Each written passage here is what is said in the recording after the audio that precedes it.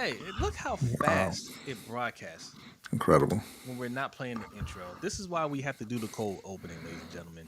I'm not even sure if you're going to see this part on YouTube because of how this system works. You'll see it on Facebook. It seems to hit right away on Facebook. Um, but all right, we're here.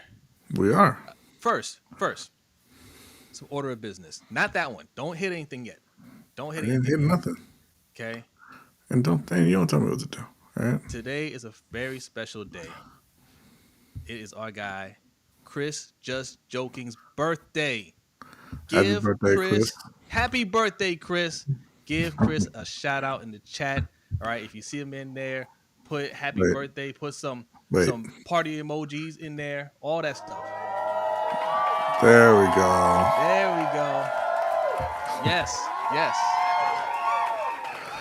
So long and so loud.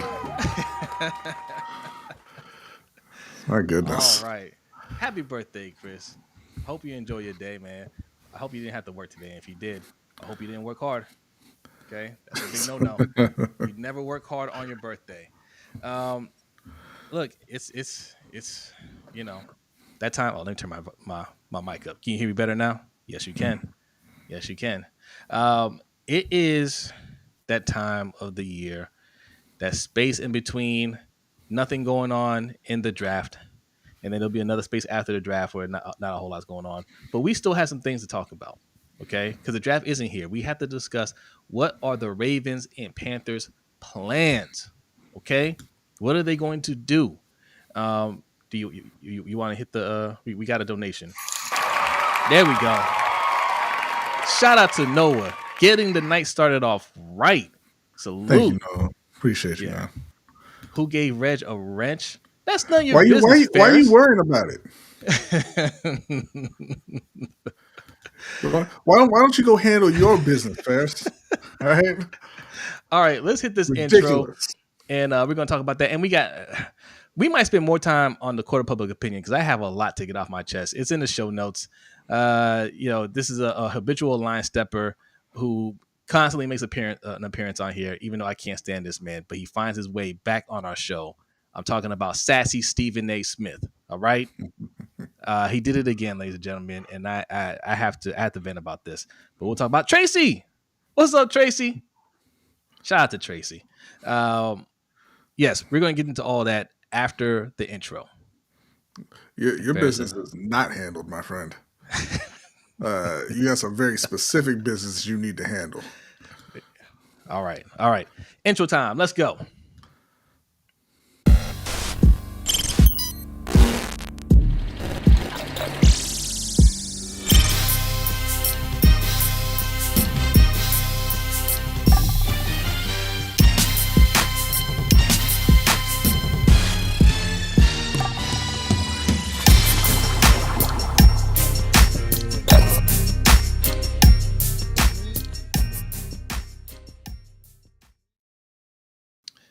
I'm looking at the comment section. I pinned a link to our Streamlabs, and there's an emoji in there that I don't know why it's there. Really now? What emoji would that be? Let me see. Is it on? No, it's not on. I don't think you guys see it on the YouTube side, but I don't know. It looks like a robot or a ghost or something. I don't know. Wait, let me pull it up here. Can you guys see that? You see it? Yeah. What is that? I don't know. You're asking the wrong person. It's always something. If you guys only knew the technical issues and other weird things that go on over here. I'm scared to do Black History Fact every week now. I'm still shook over last week. What's up, Cam? Nice to meet you as well. All right, what's going on, LBHT crew? Let me give the shout outs, man. Just Aloe in the house. Well, first, Big Reg was first. Says Cello. Big Reg, host of Big Boy Talk. Salute. Just Aloe says hello, LBHT fam. I hope the week is going great. Hey, salute to you. Appreciate you coming through. Yes. Pay the bills in the house. What's up, Pay the Bills? Thanks for coming through. Is that AI EDC or regular Jay Billis? Oh, you talking about the thumbnail? Hey man, I try my best. Okay, sometimes AI, the AI artist, he's just not on his game. Okay. Regular Jay Billis, huh? DDSQ, what's going on? Thanks for coming through. Dan Morgan looks accurate on there though. That was a good picture of Dan Morgan. To be fair, Dan Morgan looks pretty average white guy. So Yeah, I you know, mean, if we're being honest, EDC looks like nothing, right? If you told somebody to draw a face and then they just drew like it's a just circle, somebody painted a robot. yeah. A robot head, and they threw the skin color on him. Yeah, he looks like nothing. So sometimes AI doesn't know what to do with it. You know what, Ferris? I'm gonna look past that. Okay, No, we're not going to look past it. Ferris is mighty zesty this evening for somebody who, again, needs to be going and handling his own business. Isn't that right? Isn't that right? But thanks for coming through, Ferris, as always. Eid is coming up soon. Ferris will be celebrating that. All right. So happy Eid to all my practicing Muslims out there. All right. Well, it's not Eid yet. I think that starts on Saturday night, if I'm not mistaken. Yeah, Saturday night. But, we're not streaming Saturday. So happy Eid. No, we are not. Yes. Noah, what's good? Noah, thanks for coming through and appreciate the tip. Live from West Virginia is LBHT. Well, no. You see Baltimore in the background. You see that's North Carolina in the background there. That's where we're streaming live from. No, we're not streaming live from there. I'm not in West Virginia though. I'm in Maryland. One half of us is in West Virginia. RJ in the house. What's good, RJ? Appreciate you coming through. I be saying in the house says, what up, LBHT? Jose, thank you for turning me onto those Girl Scout lemon cookies. You got some bad news for you. I got some bad news. I be saying, we'll save that for the overtime show. We don't want to incur the wrath of one of the most powerful organizations in the country. But make sure you come through, because we have something to tell you. First and foremost, stop eating the cookies. Second of all, come to the overtime show. We have some very disturbing news. It has shocked me to my core. Shout out to Willie D for giving me this information. He was also hurt by this news. All right, but put the cookies down. Those cookies are fire, by the way. Those lemonade cookies are fire. Don't you mean? Additionally, Willie D was hurt by this. Yeah, I had some bad news about that. I'm sorry. Don't eat anymore. Don't eat anymore. Who else we got here? Brent's in the house. Says, what up, fam? What up, Brent? Thanks for coming through. Tracy, what's good? Tracy says, hey, friends, happy birthday, Chris. Yes, all throughout the night, we're going to be saying happy birthday to Chris. If Chris comes through, shower him with birthday emojis, birthday cake, all that stuff. Okay. Happy birthday, Chris. Who else is in here? Flex Zone. What's good? Hey, we were, I was on the show, B wasn't, but we were, appreciate you guys inviting us. Had a lot of fun last night. Definitely going to do it again. If you didn't watch that episode, make sure you check it out. Go check out Flex Zone Podcast. All right. So salute, fellas. Thank you again, Jose and B. Cannot wait to do it again soon. Absolutely. Appreciate y'all. Who else is in the house? Thad Radcliffe says Malachi Stark season. Yeah, can't wait to get in that first round and draft. He's not projected a first round pick, right? That's the Alabama safety. Depends on who you ask. Some have him in the first, some don't. Wait, there's two Malachis. Georgia. Wait. There's two Malachis in that are safeties. I don't know if there's. I don't know. I know the Malachi Starks is the top safety. I'm gonna help you out here. Don't draft safety at all. Okay, that's the answer. Okay. Yes, Flex Zone. Do not eat those cookies. Flex don't. They saw the news. They saw the news on it. I am crushed. By that. All right. You have no idea how lucky those Girl Scouts get when they see me walking into a grocery store and they're standing outside of their table and they're like, "Excuse me, sir, would you like to buy Girl Scout cookies?" And I'm like, "Yeah, hold on. Let me go get the truck." Okay. You just hit the lottery, my friend. Let me hit the ATM. I'll be right back. Yeah. Right. Our guy Hendo's in the house from the Road Pod. Salute. Hey, thanks for coming through. Let's see. Well, Kim is here. What's up, Kim? She said, not the cookies. Yeah. Unfortunately. Look, patreon.com/LBHT Show. We will talk about, or you can Google it. Okay, you can Google it. But we'll talk about that. You could talk about, we'll talk about that on the overtime show, but put the cookies down. Don't eat those cookies anymore. We'll Pretty sure this story has been scrubbed from Google. Don't even try it. Just head to LBHTShow.com or Patreon.com/LBHT Show. Sign up, hit the overtime show, and we'll let you know what's going on. We'll let you know what Big Brother doesn't want you to hear. That's right. Big sister in this case. The big scout industry does not want you to hear this. They have to suppress this information. All right. So if you want the truth, go to patreon.com/LBHT Show. That's how you do it. Ladies and gentlemen, it is Wednesday. Happy Wednesday. Hope your week is going well. But if not, I know it's gotten better. Okay. Starting right now, we are streaming live on YouTube, Twitch, and Facebook. So wherever you're watching us, make sure you hit that like, subscribe, follow, all that good stuff. If you're listening to the audio form of this podcast, it's Thursday around lunchtime. So we hope you're enjoying your lunch break. Make sure you leave a 5-star review because we are trying to grow on that side. All right. Tell your friends and loved ones. Okay. If you really love them, support the show. All right. Tell them to support the show and they will thank you later. All right. Okay. So we want to make this somewhat quick. Right. Like, I don't want to be here for an hour and 55 minutes or an hour 45 minutes. I know you guys love it. And I love it too. Right. But I think we have a lot to discuss in the overtime show. That's going to be fun. I want to take my time ranting about Sassy A. Smith. All right. And it's funny because I was on a Flex Zone podcast last night and we talked about Stephen A. I told him about how I do not like him.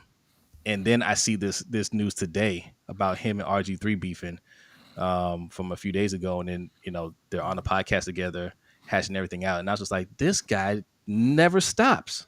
Mm-hmm. He never stops. This is supposed to be a journalist, ladies and gentlemen. All right. We'll talk about that. And we got some submitted questions.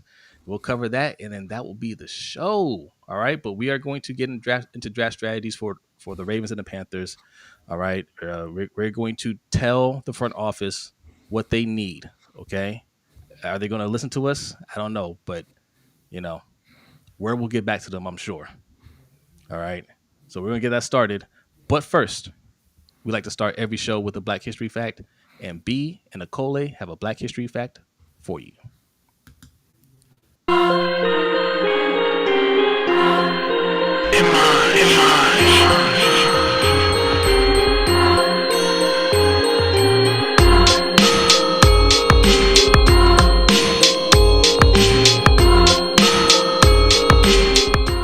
This week on LBHT's Black History Fact, Dr. Daniel Hale Williams, 1856 to 1931, was a pioneering African-American surgeon and medical innovator.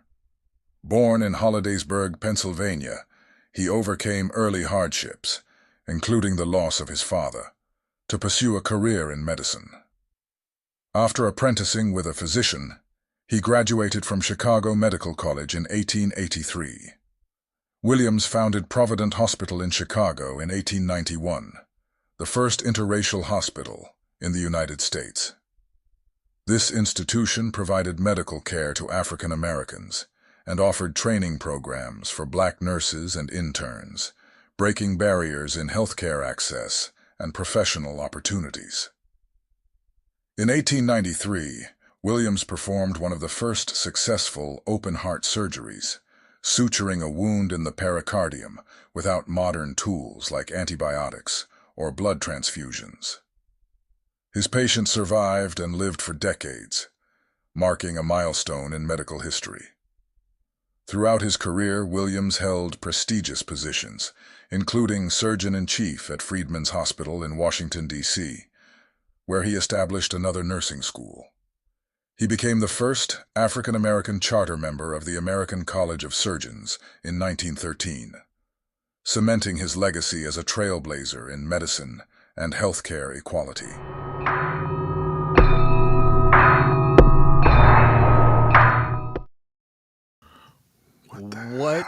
What is going on with that? I do not understand. I really don't. You must have saying, please get out.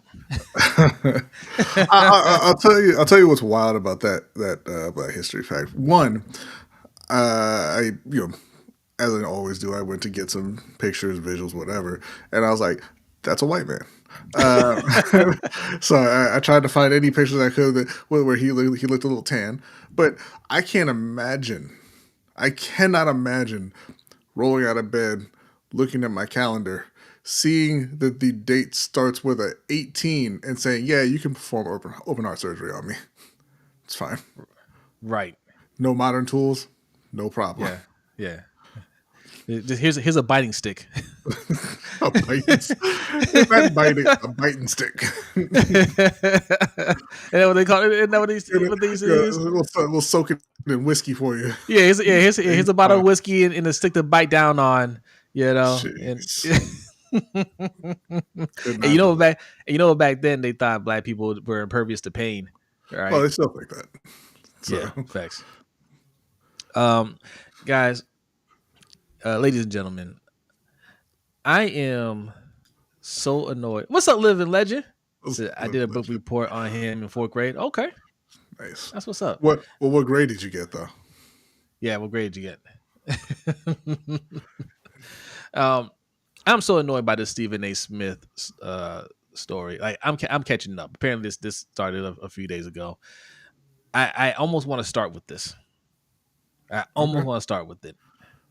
But no, people, look, I don't want to do a clickbait thing, man. Like I put in the title, Ravens and Panthers draft strategy. Okay, we're going to talk about that. But I just want you guys to know I cannot stand Stephen A. Smith. If you did not know this, if you're new here and you enjoy Stephen A. Smith's content, don't worry. I will talk you off that cliff, okay? Do not listen to this man, all right? He is not serious. A+, I'm a brainiac on the low. Okay, that's what's up. That's what's up, Living Legend. What's going on, NDT Sports? What's up, NDT Sports? Listen, if you want to talk about it, we can talk about it. I mean, let's get it out the way, and then we'll talk about some draft and get up out of here. No. We'll see. We'll see. All right, whatever. All right, if I put him in the thumbnail, then yes, we can start with that. But look, let's get into some Ravens. Man, that thumbnail don't dictate nothing. All right, we talk about what we want to talk about. No. Yeah, tell us how you feel about Stephen A. Smith. I'm telling you just how I do not like this guy. That white surgeon wasn't in the thumbnail, but he opened the show. He did, but I can spend a minute about talking about this. We are going to spend a minute talking about this because there's a few things that we got to break down. All right. The draft is still a month away. It's not close. It is kind of close. It is kind of. It will. These next few weeks will go fast. Look, man. We've talked about what the Ravens need.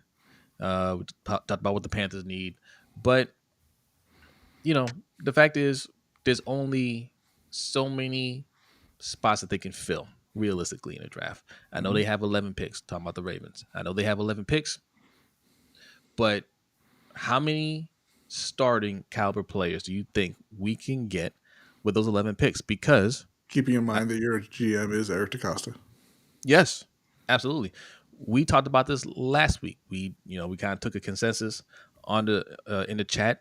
How many starting positions do we need? How many holes do we have to fill among starting positions on offense and defense? I think it's around 5 or 6. People were saying, right? We need a corner. Some people say we need an edge rusher. We need a linebacker, right? Play opposite of Roquan. We need a third safety because a third safety is a starter for y'all. A third safety. We need a guard, at least one guard at least. We need two. And we need, well, this is a starter, but we need another tackle. We need a swing tackle. We only have two tackles on the team, right? Absolute needs. Absolute needs. Okay. So yeah, about 5 or 6, not all those positions. I think two of them, you can say they're not quite starters. Nose tackle, that was another one. Mm-hmm. Okay. We have 11 draft picks. How many of those picks are going to turn out to be starters for us? 2. And that's if Eric has a particularly good season. Isn't Chucky? It's not Chucky. Awuzie. You talking about Awuzie? You can't do that. Awuzie? You can't do that, just Aloe. Get that out of here. All right, we don't tolerate that in here. As Jose puts it on screen. All right, no, his name is Chidobe Awuzie. No, he's not your new. He's your new starting corner because T.J. Tampa and Jalen Armour Davis and the plethora of other corners that your wonderkind GM have drafted have not lived up to the billing. Okay, Killer says maybe 3. Then he says 4 tops. He said, but probably 2 or 3. Yeah. So 4. Okay. Best case scenario is we only need 2, which that's not true. Guys, I know we're probably going to roll out day 1 with Voorhees and Faalele at guard. Those aren't starting caliber guards. Okay. That's not a good strategy. Can they grow into solid players? Yeah. I haven't completely given up on Faalele either. We have a running joke about Faalele on here, but you can't let him learn on the job, especially when he whiffs blocks the way he does, and just hope he just gets better. Like, let him get better while somebody who's more experienced and won't make those mistakes is playing in front of him, right? Let him grow into that position while you're not getting Lamar killed out there. You're not getting Derrick Henry killed out there. Voorhees, I don't even know what we're talking about with Voorhees. He had a shot last year. He couldn't do it. Why are you giving him another shot? Right? And if you guys are okay with it, right? Anybody out there that's saying, no, the Ravens like those guys.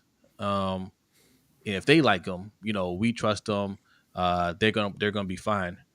Why aren't you saying that on defense? Why aren't you saying, no, we got TJ Tampa. We got Jalen Armour Davis. He's been in the system for 3 years. One of those guys will be ready to step up. If they, we got Awuzie just in case. Why do you feel like we need a corner? Those guys were drafted higher than Voorhees, right? So you should have more faith in those guys. Edge rusher, what are we talking about? We got 1st, 2nd, 3rd, 4th round picks at edge rusher, right? One of the 1st round pick had 10 sacks last year. Why do we feel like we need an edge rusher? No, we got our guys. Because we all know that he's not that good. We got our guys. Look, the team has faith in them. The team has faith in them. This will be their best years. Pay the Bill says rookies don't start under Harbs even if they should top the depth chart. That's not really true. I mean, it's true in some cases, you could argue, but I mean, Tyler Linderbaum started, Roger Rosengarten started, Nate Wiggins started part of the season. They start on offense. They don't start on defense. I mean, they start on defense when when they warrant it. Kyle Hamilton started. Yes. Pat Queen started, right? Yep. Like, it's just a matter of, do you have anybody else who is better than them at the beginning, right? But which is kind of the point that we're making. Like, TJ Tampa, Adisa Isaac, David Ojabo, these guys, they don't really get on the field. I mean, an injury is part of it for sure, but they don't get on the field because you have, and you always bring in veterans to start ahead of those guys. You didn't bring in anybody to start at guard. You got rid of starters. So no, he didn't start day 1, but he was the starter the majority of the season. Daniel, like, sure. What are we talking here? Yeah. But they on the offense they're not really doing that. On the O line, they're not doing that. You know, they went through the entire free agency process and they said, hey, this backup who we will never play in Ben Cleveland is the only guy we're going to bring in on this O line. So congratulations, Andrew and Daniel, you are our starting guards, right? Yeah. And they're going to go into the draft and they're going to go defense in the first round. They might even go defense in the second round. And they're just going to go into the season and say, hey, these are our guys because we like these guys. They anointed them before the start of last season, even though they knew they wouldn't be good last season. They said they won't be good until 2025, but these are your starting guards. Yeah. So I don't know. I don't have any faith that they're going to even attempt to replace either one of those guys going into the season when their plan was let them play and be bad in 2024 and then they'll be good in 2025. Yeah, terrible plan. And they only do that because Lamar Jackson's the quarterback.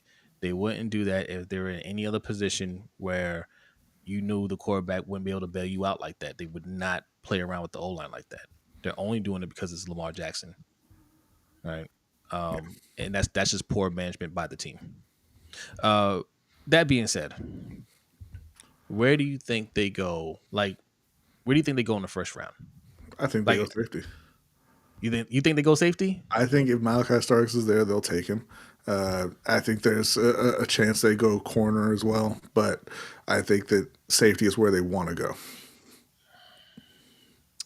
I thought corner until they got Wouzier, and I thought maybe they are okay with TJ Tampa because we just assume any late round picks on defense just aren't going to play. We have no expectation of these guys actually playing. One or two might break out and surprise us, and we're like, see, EDC's cooking again, but we don't actually expect them to play. We get these guys, we bury them on the depth chart, and if we never see them again, that's fine, right? So there's no expectation. But what if?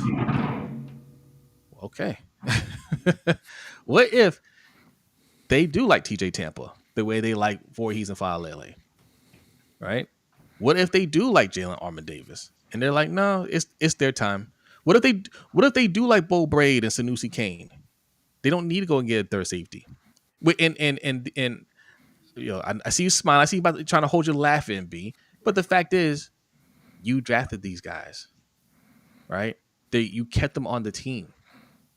So if you don't like these guys, why do you keep drafting these type of players? Why are you hoarding all these late picks for guys that you don't really expect anything out of? At some point, you got to make them play.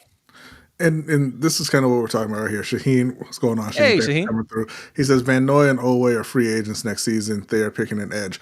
You've picked 3 other edges already that are on the roster right now. They're all still on their rookie deals, and Adisa Isaac, Tavius Robinson, and David Ojabo. Why would they need to pick another edge? Unless what you're saying to me is that Eric Takasa's bad at his job. Because why would Owe be leaving? He's a double-digit sack guy, right? Why won't he be back? Is this his fifth season coming up? Yeah, unless what you're saying to me is he is also not that good, and so we need to replace him as well, and we won't be re-signing him. And at that point, it's just fire Eric DeCosta, right? Yeah. Okay. I think this. Okay. If you think we need to go edge. Who do you think we should get? Right, because this is where do you want to do mock drafts today? Did you want to pull up a mock draft simulator? You can pull one up. I don't. You're more of the expert in that than I am. I don't really do the mock draft simulators. Because I've played around with one at work, here and there. But my thing is this. If we seriously want to get an edge rusher, right?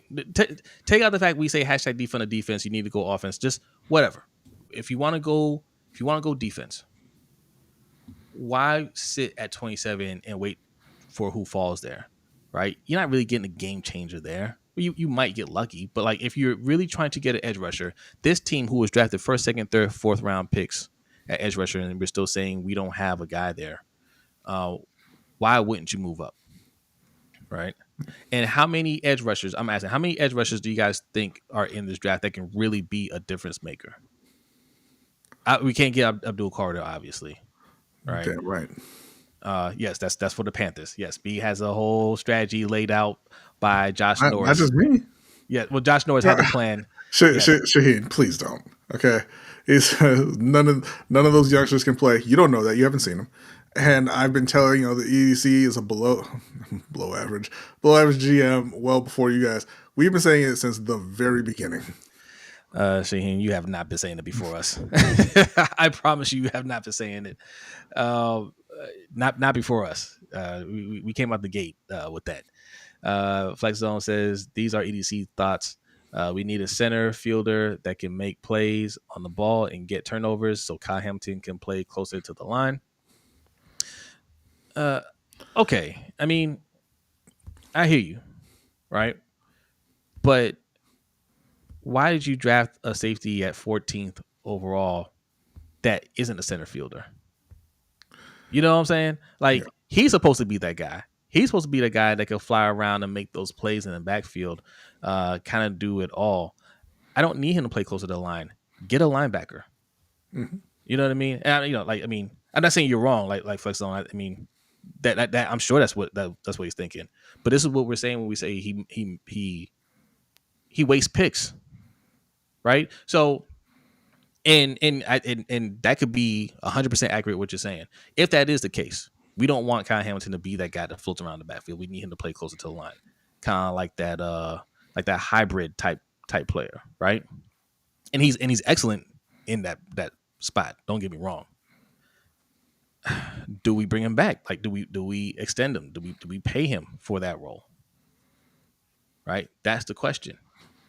And if the answer is no, that's a high pick to have wasted on a just a rookie stint, right? Yeah, a rookie deal. And that's the thing about Baltimore, and kind of what we were going back and forth with Chris about on the roundup. At some point, you have to pay attention to positional value as well, right? Mm-hmm. Kyle Hamilton, we both like that pick. And happy birthday, Chris. Happy birthday, Chris. He was one of the best players in that draft, and he's been a playmaker at times for Baltimore. But safety is just not that valuable a position in the NFL. It isn't. That's not me telling you that. That's the NFL telling you that. Like, they don't value safeties. They don't draft them that high. They don't pay them that much, right? So having drafted one in the top 15 and paid one almost $70 million, who you're now trying to, who's on his way, who's no longer on the team, why would you then say, you know what we need to do? We need to jump back in there and get us another safety. Right. That's what I'm saying. Right at the top of the draft. It doesn't make any sense. But it's the same thing with when you're posed with a question of, should I get this off-ball linebacker or a guy who could be a number one receiver for us? Let's take the off-ball linebacker. Why? And so they just don't. I don't know. I'm not going to say they don't understand positional value. They just don't care, or they disagree with it. They put all of their resources into the least valuable positions in the game, and then wonder why they are kind of lacking in those big time moments because they don't have those big time players at those premium positions. Time out for a second. Shaheen's our guy, and shout out to Shaheen watching already for him. Are you still in Iran?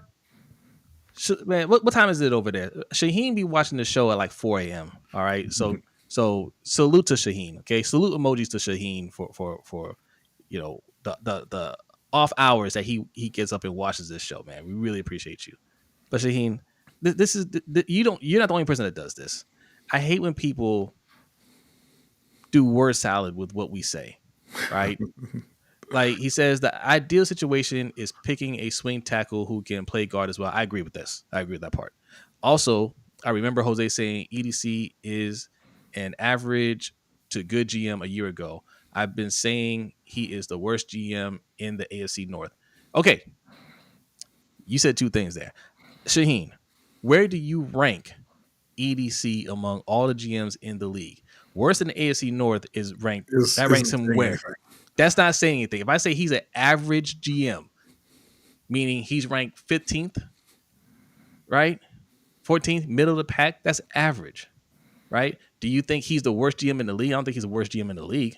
There's some really bad GMs out there. There are some incompetent GMs that have no business being GMs. That's not EDC, right? I don't think he's good, right? If I say he's average, okay, where do you rank him? Like, be specific. Don't say worse than the AFC North. That's not telling us anything. Where do you rank him? If you have him ranked around 15th, then you agree with me. What's going on, Rave Kingdom? Salute to you. Drift Sports in the house. Salute. Hashtag ban Cleveland. Yes, I see you, Red Kingdom. Tracy says, I got my adult son to subscribe. Hey, salute to Tracy's son. He likes B's takes, but of course he does. He's a Panthers fan. That's what I'm talking about. That's what I'm talking about. Thank you, Tracy. Thank you. Thank you. Thank you. Appreciate you, Tracy. Everybody needs to be awesome like Tracy and get your friends and loved ones to subscribe. So here's one, and Cam, not picking on you, but I just want to ask you this. He says, to be fair, I think only the Rams, Eagles, and Chiefs GMs are better. I think he's top 10, referring to EDC. Not the Lions? Now, let me ask you this, Cam. Every single year, at the end of the season, we come in here and we talk about what the Ravens need, what they should do. And every single year, they have the same problems, right? This is a passing league. Now, granted, you could say, hey, some teams are kind of transitioning back towards a power run and all that stuff, but it's been a passing league for a while, right? He's been the GM for about 8 years now. And when you're talking about a passing league, obviously the quarterback is the most important thing. He didn't pick the quarterback. That's not holding it against him. Lamar was already there, so whatever.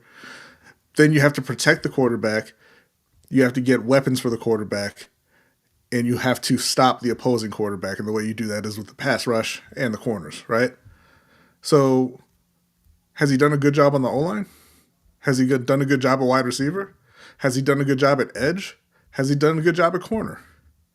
I would say the answer to all of those is no.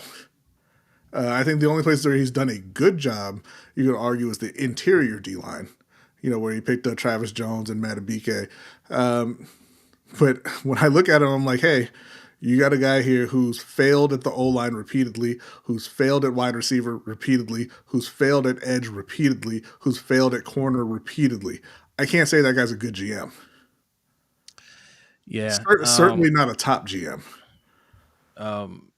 You don't think Detroit's GM is better if we swap quarterbacks? You put Lamar on that Detroit team. What happens? They win the Super Bowl. They win a Super Bowl, no question. You put Lamar on the 49ers team. What happens? They win the Super Bowl. You put Lamar on the Rams team. What happens?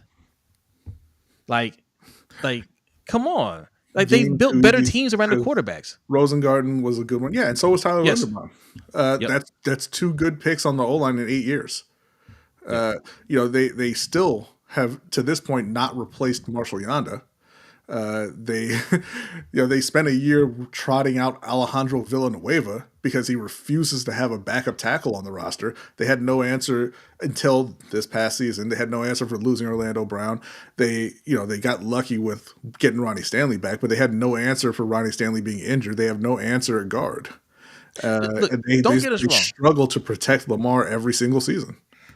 Don't get us wrong. When he does good things, we point it out, right? Like, I think that draft with Linderbaum, with Kyle Hamilton, I mean, we got a lot of good players out of that draft, right? We got Isaiah Likely. We had like 12 picks. Hold on, sir. What is we had an extremely important question just came across. I would love to support you guys. Where do I donate? Well, I'm glad you asked, Andrew. If you'd like to, we have the Cash App. That's the $ LBHT Show. You have super chats enabled if you want to donate that way, or if you want to support on a monthly basis, you can go to patreon.com/LBHT Show. You can sign up for as little as $5 a month. That will get you access to our overtime show that we do every week after this show, where we just kind of talk, whatever is interesting and going on. Like today, we're going to be talking so we're talking about a little bit about the Marvel announcements. We're going to be talking about that viral morning video that was. I mean, I hope you didn't see it, Ashton Hall. but I think nearly everyone did. But yeah, we talk about pretty much any and everything in that overtime show, so that'll get you access there. But again, there's also the Stream Labs link that should be pinned in the chat if you'd like to donate. Thank you. Yeah, so great question. The pin link will get Microphone Man to do the Park Heights strut on the screen for you. Okay, we read your comment on air. Super chat, you guys know how super chats work. I think I set the goal. You know that. You know, hit Hey, it or not, don't hit it. We'll thank you anyway. Killer Camp, he's talking about he doesn't think that the 49ers would win with Lamar Jackson. The 49ers made it to the Super Bowl with Jimmy Garoppolo and then again with Brock Purdy. Yeah, you're talking about the 49ers O-line, but the Ravens O-line is not good. So It's I'm not much sure. worse. And you're talking about a team that had Christian McCaffrey, George Kittle, Deebo Samuel, and Brandon Ayuk, and Juwan Jennings, who went for over 800 yards this past season, was their number 3 receiver, and then an all-star defense. They've been to 2 Super Bowls during Lamar's time in the NFL. Lamar couldn't have won, and they lost close Super Bowls to the Chiefs. Cam, you're saying that the 49ers O-line is worse. I don't think they're actually worse. Lamar makes this O-line look better than they are. So, yeah, Brock Purdy standing back there, it's going to look pretty bad. Brock Purdy sucks. I mean, let me not say that. I'm be nice to Brock. But Brock Purdy's not great. You put Lamar behind that O-line, they would look a lot better than they have to. Yeah. I listen to the content creators as well. I mean, look, okay, let's just be fair. Most teams aren't completely happy with their O-line. O-line position is very hard to solidify, right? It's not that much good talent out there. So it's hard to get good play amongst the whole entire O-line. You want them to play well as a unit. But yes, you hear people talk about the O-line this year for the 49ers because they had a lot of injuries. And Brock Purdy, when he doesn't have all the weapons at his disposal, doesn't nearly look as good as he did the previous year. But they weren't saying these things last year, not this past season, the season before. They weren't saying those things when they made it to the Super Bowl. There was no problem with the O-line then. There's no problem with the O-line the year before that. There's no problem with the year they went to the Super Bowl. There's no problem with it. They've had consistently good O-line play. This year, when some of the weapons are out and Brock Purdy looks like the 7th round Brock Purdy, now there's a problem with the O-line. The O-line isn't nearly as bad as people will make you think. Cam says if we were in the NFC, we would have made it. Cam, the Super Bowl champion came out of the NFC and they beat the brakes off of Kansas City, a team that we can't beat. And they also beat us during the season at home. Right? I don't know. That's all right. No, man. No. But our point about the O-line is, yes, it is hard to build the O-line. But if you're trying to put yourself in contention, okay, it's not just about the O-line. We focus on the O-line because we know this organization historically just doesn't get skilled positions. But they've always had good O-line when Ozzie was here. They've always and Ozzie, that was the thing I always remember about Ozzie. It didn't matter if they got somebody in the 4th, 5th round, that guy was going to be a Pro Bowler when Pro Bowls meant something, right? Like that guy was going to be really good. But EDC hasn't been doing that. What's up, Coach? And Cam, you're saying that no, it's been a problem. Listen, there are no perfect teams in the NFL, right? So okay, let's say their O-line is worse than Baltimore's O-line. They're better literally everywhere else than Baltimore.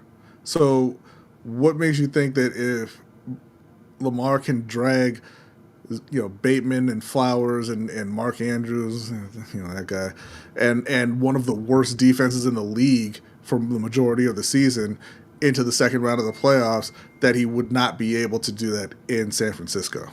He says John Lynch is overrated. John Lynch is way more successful than EDC.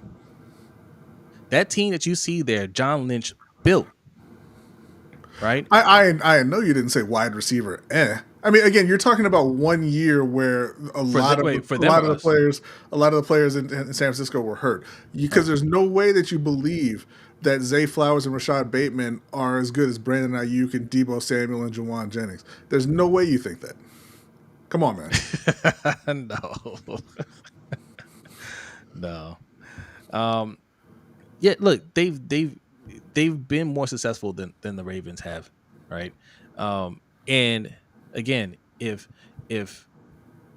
Lamar didn't resign here, right? If Lamar didn't resign, and we had to pick up a quarterback, and Brock Purdy was available, we got Brock Purdy, y'all. Are we winning?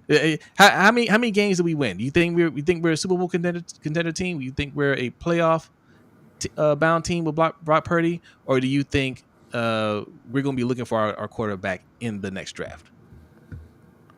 Right?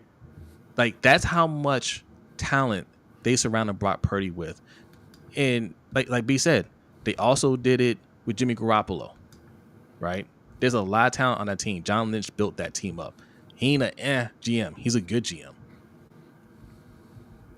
Jimmy G and Purdy have touched Super Bowl grass. Has Lamar? That's the thing, Jay. You know, Dapper Don says, man, Lamar and the 49ers team will win a ring. I think he would have at least 2 rings. You know, now again, I don't want this to be all negative because you guys think we're too negative about this team. But this is a negative. This is a donation.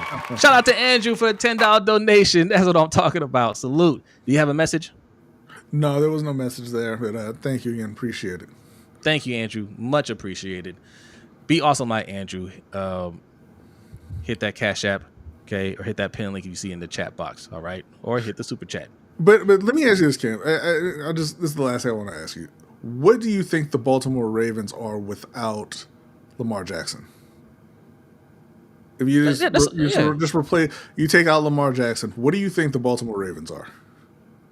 Because I think they're, a pretty terrible team and picking in the top 10 with the talent that's on this roster right now. I think that Lamar carries this team quite a bit. This is it right here. Purdy was a 7th round pick. We all saw the QB EDC pulled out the 6th round last year. So okay, so you're saying they're trash without Lamar Jackson? Then what are we even discussing here? Because the quarterbacks in San Francisco are nowhere near Lamar Jackson, and that team has been to the Super Bowl a couple times. We all know what it is. You can like EDC, you can like Harbaugh. We all know what it is. If Lamar Jackson didn't re-sign with the Ravens, we wouldn't even be talking about those two. They would already be fired. Mm-hmm. They would have already lost their jobs. There's no way they were going to be able to build a competitive team in time for them to save their jobs, because that team is not good. Shaheen says, I challenge you guys to name 4 solid starters that EDC's drafted out of the first 2 rounds in the past 4 drafts. Someone has to hold them accountable for wasting all those picks. I think he's just talking to the chat here, but I'm going to say, it's hard to remember the first 4 drafts, but Zay, Tyler Linderbaum, Kyle Hamilton, and a 4th, Rosengarten. We'll just say Rosengarten for now. Rosengarten. John, go back. Well, last 4 years. Yeah. So last year was Nate Wiggins and Wiggins. I like Wiggins. I think he's a solid starter. So that's 2 right there. The year before that was Zay Flowers. Yeah, I don't think we had a 2nd round pick that year. The year before that was the Hamilton, Linderbaum. Yeah, and then before that was Rashad Bateman and Owe. I think Owe's solid, right? Like I think we're saying right. I think he's a starting caliber edge rusher, but we're looking for Suggs caliber edge rusher, and. I'm sorry. He said he means outside of the first 2 rounds. Oh, okay. My I'm sorry. I thought you meant in the first 2 rounds. That's more difficult. I'm not saying. No, but No, but no, this hold on, is hold on, hold to, on, hold but on, this is hold on, but hold on. this is to Shaheen's point and what Just Allo was saying. The first round doesn't count. I don't like to look at the first round for GMs either because you should be hitting in the first round. Now, granted, Yes. the Ravens pick lower most often, but you should still be hitting in the first round. You're picking out of the top 32 prospects available in that draft. You should hit on one of them, right? Okay. No. We can do this. We can do this. Isaiah Likely Can we, for sure. can we do this within the last 4 years? I'm gonna pull up draft history right now. Hold on. Isaiah Likely. Oh God. Matt is not inside the last 4 years. I don't think so. No. I was gonna say Geno Stone, but he wasn't in the last 4 years either. This is gonna be tough. Travis Jones. Is Travis Jones considered a starter? I think he is. Yeah, he's the other That's fine. DN. You can call him a starter for these purposes. Travis We'll say he's starter quality. Yeah. Tavius Robinson is a decent player. Is he a starter? I don't think he's a starter. No. But yeah, Isaiah Likely, and there's this guy Isaiah Likely. He's pretty good. Likely, Isaiah. I mean, you know what's crazy? Like one of these picks did start from day one that he picked in the 4th round, and he's trash, and that's Jordan Stout. I wasn't going to mention him.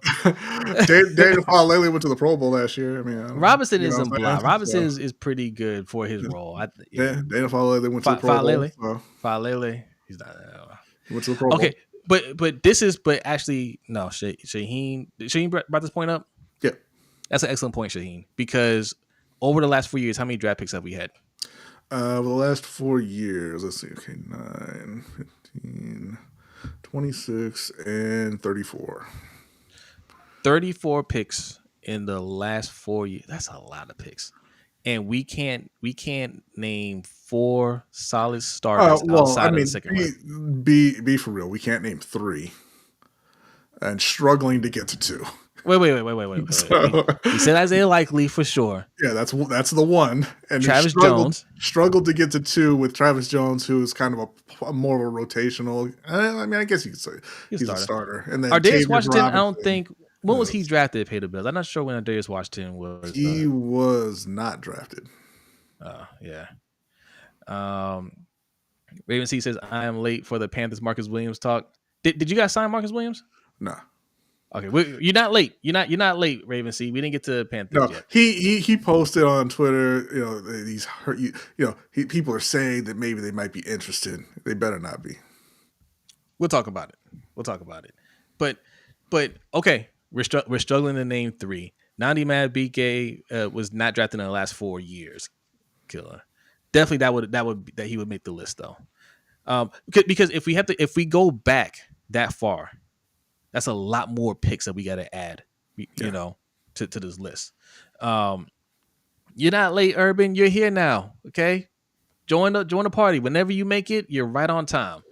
I appreciate you coming through. But 34 picks in the last 4 years, and we can't name 3 solid starters. Now let's compare that to Ozzy. Ozzy's last draft in 2018, he hit on 1, 2, 3, 4 solid starters outside of the top 2 rounds just in that draft. Orlando Brown, Mark Andrews, Deshaun Elliott, Bradley Bozeman, and I mean Anthony Averett. He provided some solid years as well. So yeah, it's quite a bit of difference there. That's a lot. That's all I'm saying. Yes, it's once you get out of the first 2 rounds, first 3 rounds. You can say it's a crapshoot. You can say the draft's a crapshoot. You can say it's hard to get guys. I understand that.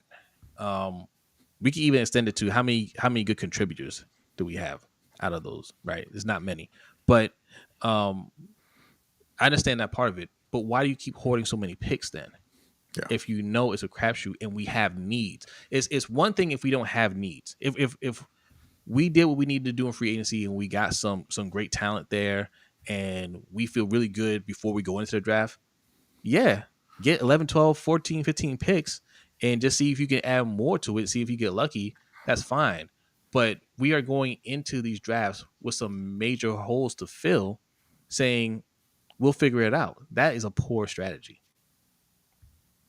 Shaheen said he also got Zadarius and Judon, which are miles ahead of EDC's edge rushers. Yeah. Yeah, no, I was looking at some of the Aussies. He was much better outside those first couple of rounds. This is yeah. Sheed says he's the modern version of that Panthers GM who could only pick in the first round. Man by the name of Marty Herney, who was in fact a radio personality who was hired by Carolina, hit on just about every first round pick, mind you, and then was fired because he sucked as a GM, and then was rehired, which is part of why it's so fun to be a Panthers fan. You never know. You never know what's going to happen. Like the one thing you say, "Hey, at least at least it's not Marty Herney, right?" And then you wake up and they're like, "Oh, we rehired Marty Herney." I'm back. Like, okay, no. all right. So, real quick, because we didn't really say what they should do. O-line, okay. Are they going to go O-line? No, but they should. They should consider O-line. Like they should really consider O-line. I think Shaheen hit the nail on the head. A swing tackle that can also serve as a guard, right? Ideally, yes, a guard that can go in there, take over the starting left guard position, and he's good enough to kick out to left tackle if we don't want to bring Ronnie Stanley back, right? And in a few years when his contract is up, because they didn't want to bring back Ronnie Stanley. They didn't want to pay him, which is insane. But if they didn't pay him, we said it, we called it here. If they didn't pay him, you're openly folding on the season. There's no way this team was going to be able to replace Ronnie Stanley and act like they were going to have a shot at winning. So they had to pay him. They had no shot. Had they done their due diligence in the past and actually drafted somebody that was capable of taking over, wouldn't have been in this situation, right? And I don't think this is a bad situation. I think Ronnie Stanley is one of the better left tackles in the league. You're supposed to pay him, right? But for a team that wasn't really looking to pay, you put yourselves in that situation, so you get what you get. They need to get serious about the O-line. You need to add some more skill positions, right? Shaheen says, I challenge you guys to name a single decent corner he drafted in his whole tenure outside of Nate Wiggins.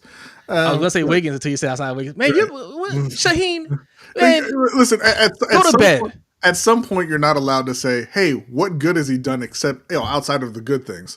Right. That's what you're kind of doing right now. But listen, as much as people hate him, Brandon Stevens in the third round is a good pick. A guy who never played corner. He had a very rough year this year, but he had a good year last year, right? I think he's a talented guy. The coaching staff didn't do him any favors by moving him around so much early on in his career. I think that you'll see over the next few years a very solid corner in Brandon Stevens. I think he doesn't get enough credit for coming into the league from going from running back to safety in college, and then from safety to cornerback. Right, that's the conversion he had to do. Had to learn on the job and go through multiple defensive coordinators while doing that. Mm-hmm. Some good, some bad, some really good. One really good, one also learning on the job. Right, we don't take that into consideration either. Yeah, he didn't play well. A lot of players that defense didn't play well last year. Why are we putting it all on Brandon Stevens like he was the reason why everybody looked terrible? Nobody looked good. Right. So no, I like Brandon Stevens. I think he is a starting caliber corner. That is a good pick for EDC. I definitely give him credit for that, and I think he's going to play well for the Jets. Yeah, you have these young players that you're going from one scheme to another. He's not a lockdown corner, right? But you shouldn't be. Yeah, you shouldn't be expecting that in the third round anyway. But if you coach him up well, he can play within his assignment. But when you have a young coach like Zach Orr, and you don't have this is not Ray Lewis, Ed Reed, Suggs, Holinata. This isn't that team where it doesn't matter what coach you have back there. They know exactly what to do out there because they're great players and they have elite level knowledge of the game. Bazel, salute for the 20. Appreciate you. What did Bazel say? He said, I'm going to teach y'all how to lurk.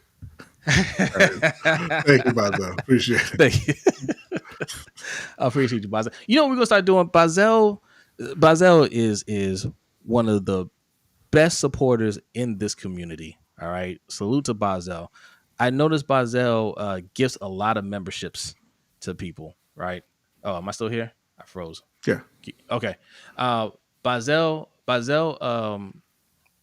he gives a lot of YouTube memberships. We don't do YouTube memberships here, but Patreon, okay, has a gift feature on there. Bazel, I'm going to get you. I'm gonna start pinning that link. You guys want to gift memberships? You gift to Patreon. Patreon is much better. We give you a lot more over there. All right, so go check them out. What's good? Nitro's in the house. What's up, Nitro? Appreciate you. Thank you for that video you sent. I sent that. I forwarded that to B. He enjoyed that video from Yeah, Sir it's pretty Per. funny. That was pretty funny. Yes, indeed. All right. We've talked enough about the Ravens. The Ravens need to. All right. Should we do the mock draft? You want to do a mock draft simulator? I just want to go because we spent too much time on this. We're supposed to be having a short show. We just keep it rolling. Let's keep it moving. Mock draft next week. Mock draft next week. Mock draft next week. So, but all right. First round, tackle. That's what they need to go. Tackle that can play guard. That's first round. What's the guy's name from Ohio State? Josh Simmons. Mm-hmm. That's what you need to get. Josh Simmons. Second round, running back. All my mock drafts, which I know are 100% accurate. Omarion Hampton. There's a chance we can get him. We might have to move up. We should move up. You will absolutely have to move up. I mean, they're talking about him potentially in the first too. I know. But package those picks, move up in the second round, get Omarion Hampton. If not, Judkins, that's the guy's name from Ohio State. Yeah. We might have to get 2 Ohio State players back to back. Okay, that's just what it is. You need a guy that can be the guy after Derrick Henry leaves, and if you get him now, while we still have Derrick Henry still running for 1,800 yards, then we can be that team that we always say we want to be, right? We get Derrick Henry, he can get his carries. When he comes out the game, Omarion Hampton gets going, and that's what wears down teams, even teams like the Eagles that have a stout D-line. When they constantly have to defend against running backs that can make plays and are strong, that's what gets teams tired. And you have to worry about Lamar Jackson. That's what gets teams tired, right? Right. So, yeah, okay. So you're saying O-line and running back with the first 2 picks. I will, for Carolina, first of all, y'all need to take a lesson from Carolina and solidify your offensive line. Carolina went out and they spent big on the O-line last season, last offseason, and they brought all of their O-linemen back this year, and it looks like they're going to be adding to the O-line on day 2. That's kind of, they're looking at a lot of different O-line prospects. So at 8, right now, with the way the offseason has gone, with them signing, Wharton and Bobby Brown and Patrick Jones and going out and getting Trayvon Moehrig, I would lean towards McMillan. but you talking about for the Panthers? Yeah, I would lean towards McMillan there at 8. There's some mock drafts that have him drop into the 20, so like you got to get a feel of where he's actually going to go, and if you can trade back and pick him up, that's great. The other option is going to be moving up. It's going to be moving up and grabbing Abdul Carter, because I think they need to get playmakers. They need to get high end talent. The roster is lacking that everywhere. Outside of Bryce, they don't have any. Well, Bryce and Derek Brown, you can say they don't have any great players, right? Yeah. And this is a team that used to be propped up by superstars. It was Cam on offense, it was Luke Kuechly on defense, and then they kind of filled in around those guys. Abdul Carter, he looks like he can be that type of player. If not, again, they need to start surrounding Bryce with some weapons on that offensive side, and you can start that with McMillan. You can start that with Tyler Warren out of Penn State. If they get Abdul Carter, obviously they won't have a second round pick, but if they stick at 8 or if they move down second round, they should be looking to continue to work on the trenches, O-line and D-line. I hate to say it. I think they should be preparing themselves to move on from Equino. Not saying that he's done, but Well, bring in another guy who can potentially take that spot or play the right tackle spot if you move on from Taylor Moton. let me ask you this. Yeah. We got Adrian's in the house. He's going to join us for our core public opinion segment. We got to move on to that. But what do you think about these two moves? We talk about Malachi Starks for the Ravens. What if the Panthers decided, all right, we missed on Abdul Carter. We want to trade back, get a couple more picks, trade back a little bit, and you get Malachi Starks. What do you think about Malachi Starks for you guys? They better have gotten a lot of picks trading down. Okay, but what they did? If they got a lot of picks trading down, then all right, whatever. But I'm not a fan of drafting safeties that high. I'm just okay. Okay, what if they traded back and got Mike Green? How do you feel about Mike Green? Because I saw something the other day at his pro day. That basically, he checked all the boxes for a potential, playmaker at that level. He is somebody that you have to make sure that you do 100% of your due diligence on in terms of his character and his background and off the field. Because he had some sexual assault allegations that before, I think he was even from high school, I believe. And so you have to make sure, as well as you can. I mean, you can never be 100% sure, but you have to make sure that that's a guy who's going to be there. But if you're comfortable with him off the field, you're comfortable with the character and all that, then yeah, that's fine. They need They need a playmaker at edge. But they're not desperate for it right now. They're bringing back Clowney and Wanham.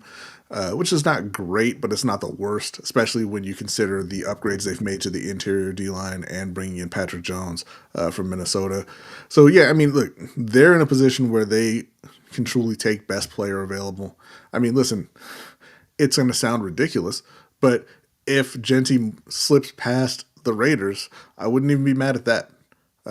You're looking at Chuba Hubbard and Rico Dowdle. They're fine, but they're kind of just guys. If you can go into that draft and get a true difference maker at that position, that's got to be on the board too.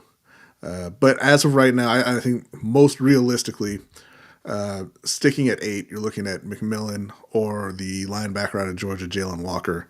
And I think, I'd be fine with either one of them because, again, anybody you taking in that pick 8 is going to start in Carolina. It's going to help. Yeah. Yeah. They're going to contribute. And I think they're well coached on both sides of the ball, so they'll definitely make an impact. Shaheen says, Jose, you're going to be desperate just like you were when they got Ojabo with this dream scenario of yours. I'm never desperate. I'm never, hysterical about this team. All I could do is give them the advice, give them the information, and they do as they will with it. And, and if they're wrong, I'll say, hey, I told you so. They get it right, I'm like, hey, they got it right. I was wrong on that. Or they listened or they took my advice. One of those things. Okay. All right. We're going to go to court of public opinion. Let me get a couple of shout outs here. Zeke Hokage is in the house. Salute, Zeke. Chase Miller's in the house. Just better late than never. What up, Brodny and Jose? What's up, Chase? What's going on? Who else came in here? Osmond. Salute to Osmond. I see you guys in here. All right. I almost started the show with this. All right. But we're going to get into it. We're going to spend a little time with it. We got our guy AD from Press Start 410 in the house. All right. But ladies and gentlemen, this isn't a real court, but it is a court that you need. Court of public opinion starts right now. I feel like you're not looking at the screen at all and timing it up with what I'm doing. All right. I'm not there yet. I can't see what you're doing. I thought you could see it. No, I can see that you have it in transition screen. I can't see what you're actually doing. What's the point of you seeing the transition but not being able to see what's going on? Ask the guys that are giving us the spooky music at the end of our Black History Facts. Okay. You know what I feel like happens with that? I feel like somehow I may have copied the music from like the Halloween video I did when we first started doing videos. But it didn't have that music. I don't remember. It had some music. It had some code of sound effects because I had subscribed to it. But I don't know how it could have possibly copied it. Anyway, it's a whole thing. We're not doing. It's not going to happen next week. All right. We're ready to go. We're going to transition over and welcome Adrian to the show. All right.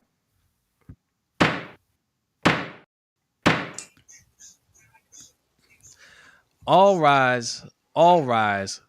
court is now in session. Adrian, what is going on? What up, though? What's good with you, man? What it is? Hey, you just missed our whole entire Ravens talk, but that's okay. That's all right. Uh, this is gonna be a good one here. You all know how I feel about Stephen A. Smith. Um, I think he's a sellout. I cannot stand him. I don't like what he stands for. Um, he has this weird dynamic where he's okay with being a sellout, but also doesn't want to be called out on being a sellout. He still wants his street cred. He wants to criticize the black community, but also act like he's for the black community. He likes to kind of play both sides. I absolutely hate it. But he has been entertaining over the years. There was a time I did like Stephen A. Smith a lot, you know. But as the checks got bigger and they tell them jump through this hoop, jump through that hoop, dance a little bit harder, tap dance a little bit harder, he said, "I'm gonna do that," and he doesn't like that you guys can see through it. Um, and he also has this weird dynamic with the players where he wants to be close to the players. He wants to be everybody's best friend, but there are times where he crosses a line, right? He's an habitual line stepper. And he hides behind the shield of shout out to who was that? That Thank you, Nitro, for the tip. He said, shout out to Nitro. O-line or D-line, please. O-line, hey, salute Nitro. Appreciate that. You gotta overlay that over in front of AD so we can see the whole thing. But appreciate you, Nitro. Thank you, and make sure you guys check out the Wonderkin show. He's also doing morning shows as well. All right, so go subscribe and get some good content over there. But Stephen A. wants to be friends with the players, but also when he wants to criticize them, he hides behind the shield of I'm a journalist. You know, I'm a journalist. You know, I call it how I see it. You can't have it both ways, right? So after LeBron put him in his place, after Stephen A. who always says, "Hey, you can come find me anytime you want," and LeBron said, "I see you right now. I'm gonna approach you," and he had no words for him, and then he went on this whole tour. A few days after that, talking about how I wasn't scared, but here we find him in another beef, right? Fresh off the LeBron beatdown with RG3. And it wasn't until today where I caught up on everything. I saw the tweet RG3 sent out the other day, but I didn't keep up with it.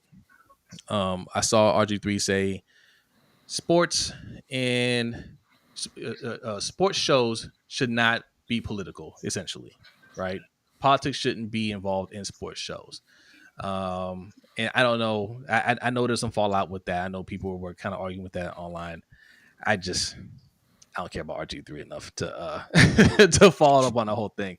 But somebody brought to my attention today that him and Stephen A. got into it.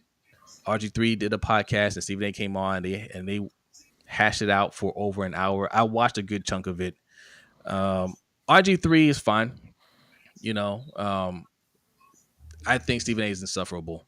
But basically what happened was this came from a first take segment. I'm not sure how much you know, AD. You can correct me if I leave anything out. But this came from a first take statement where they're talking about Jackie Robinson and how this Trump administration took him off of a government website, basically because they're trying to whitewash everything that has to do with African American history, Hispanic, Latino, anything other than white. Okay, they're absolutely trying to erase that under the shroud of DEI. So they talked about that on First Take, and Mina Kimes, explained how it's very, it's important to keep our Black history intact. And an hour after the show was when RG3 put his tweet out that sports shouldn't be, sports shows shouldn't be political, and that was in response to something Stephen A. was saying. He didn't say it in the tweet. He said this wasn't about what Mina Kimes said. That's what people thought. But apparently it's about what Stephen A. said. Stephen A. went on this long rant about Trump and all this stuff, whatever, right? I didn't hear exactly what he said about it. So Stephen A. responded on his podcast What's up, Andrew? And Says he I have says, to go. Good night. Hey, appreciate you, Andrew. Thank you for your "Hey, support. Andrew." Stephen A. responded on his podcast, basically getting real personal about RG3. Nobody liked him when he was at ESPN, and it's because of things like this. And if you're gonna call somebody out, call them out. And it's just like, how do we get there? You know what I mean? Like, how do we get there? So RG3 called him, said, "Come on the show," and right out the gate, RG3 says, "Let's just put it out there. Do you have a problem with me?" And he was like, "No, I don't have a problem with you. I have, I might have a problem with some, one of the things that you said, and That was a you know, crazy zoom in. oh yeah, you zoomed all the way in. There you go. But it was an hour of Stephen A. doing the thing that he said RG3 was guilty of, which was tap dancing. He actually said on the show, which is crazy to me that Stephen A. would say, "Don't tap dance."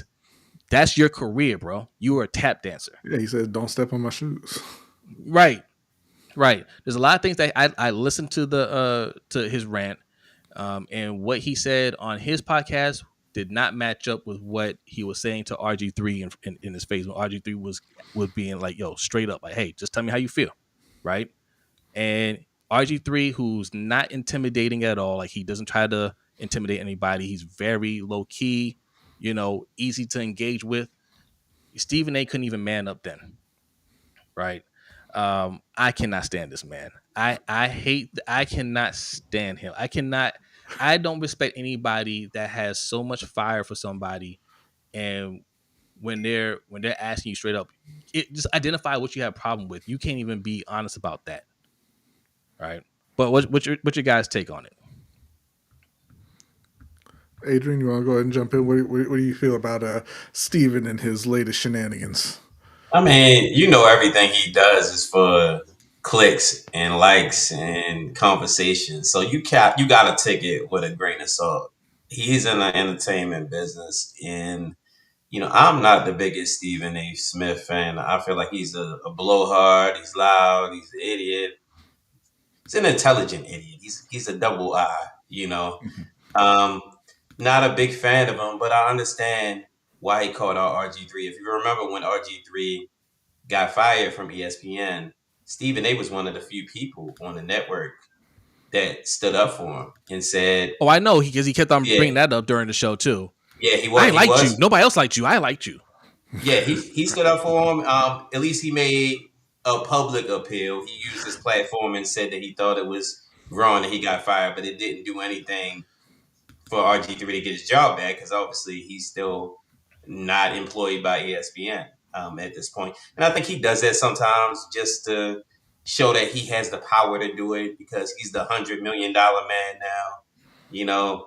Everybody knows how much money he's getting off the contract, and he's done great things, man. Like as a black man, I admire what he's done in the industry, but let's not get it twisted. He did have to sell out. He did have to kiss some behinds to get the way he got. And RG3 to me is, he was a solid analyst at ESPN, but, I don't really think that we're missing a whole lot by him not being on the network anymore. So my whole thing is, you don't got to kick a man when he's not, in your position. And I feel like using his platform to stomp on RG3, who is the little guy in this scenario when it comes down to media, is outright wrong. It's the same type of bullying he did when it came down to Kwame Brown and others that he just doesn't like for whatever reason. And I don't like him, but I understand why he does it. He does it because he can, and he's going to get away with it. Well, I know why he does it. And shout out to Nitro for no donation. What did Nitro say? Does B use Saratoga water for beard care? Well, I'll tell you what, Nitro, you go ahead and you head over to patreon.com/LBHT show. You meet us in the overtime show and you'll get your answer. Yes, we are going to discuss that on the overtime show. Patreon.com/LBHT show. We will be talking about that video. That was a phenom. Okay. You want to talk about going viral, hitting the jackpot? My man hit the jackpot with that one. All right. We're gonna break that whole thing down after this show. Stephen A wants to be athlete status, right? He couldn't make it as an athlete. I think there's a lot of similarities between him and Skip Bayless. I think that's a touchy subject for both of them if you bring it up to them, right? Stephen A at least got to go play in college, and he felt like he could have had a shot, and he loved the game of basketball, and he just wasn't good enough. And sports reporting was a second choice for him, but he dove deep into it, and obviously he had a lot of success. But he always felt like he wants to be on that level. He wants to be remembered along with actual ball players, which is why he always name drops ball players like they're best friends. Anytime he talks about a player, it's not just basketball. Any kind of athlete, he always name drops. He's always saying, "Oh yeah, he brought up on RGIII Show. Donovan McNabb was one of my good friends. I was talking to him the other day, and I was like, that had nothing to do with the discussion." It's not even just athletes. He does it with everyone. When he was going back and forth with Lonzo Ball, and Lonzo was calling him out for his nonsense reporting on he couldn't even sit down or stand up out of a chair or whatever it was he said, and he's like, I know your doctors. Do I need to put out your the results of your tests? Like, what are you talking about, man? Yeah, like he just wants to be close to everybody to show that I'm on that level. He's not on that level, right?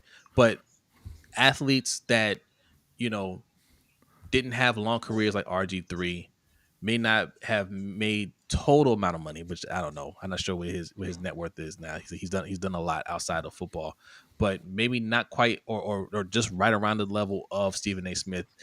The money that he's amassed by selling out, he feels like he is on that level with some of these athletes. But you won't see him do that to Shaq, right?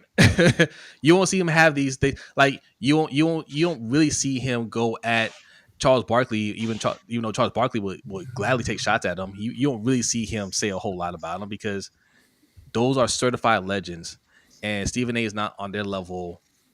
No matter how you try to break it down, Stephen A can say, "I'm higher in my career than you were in your career." That's not true for those guys, and that's not true in their career right now, right? Like you're not really higher than those guys. You might make more money than them by a little bit, but you're not really higher than them. Well, and the reality is, he takes shots at people that he thinks will not respond. Right? He didn't really think LeBron would say anything to him because LeBron is a He doesn't really very talk a lot. a very professional, in the public eye, is a very professional guy, right? And that's why after LeBron did respond, he didn't have anything to say when LeBron was in his face. He didn't have anything to say after, the day after it happened. And then when Bronny got on the basketball court again, he was like, I always thought he was going to be a great player. Yeah, I was believing in him. I was believing in the kid, right? And now that he's done wetting the bed over that. Now he's out there like, oh, I meant everything I said, and I don't take anything back. Listen, man, you had your chance, bro. Don't do that. You had your chance. He got in your face. He shouted you down, and you said nothing. You said nothing the day after, right? You got on your show and you're just real quiet about it. You were still shell shocked. Listen, man, you weren't going to say nothing then. You didn't. You're not going to say anything the next time you see him. You're not going to say anything. Don't say you don't take anything back. Yes, you do. You said something that you shouldn't have said in the beginning, right? Don't question somebody as a father. You don't know him, right? Just because you've worked around him, you've interacted with him, you don't know him. You don't know his friends. You don't know none of them, okay?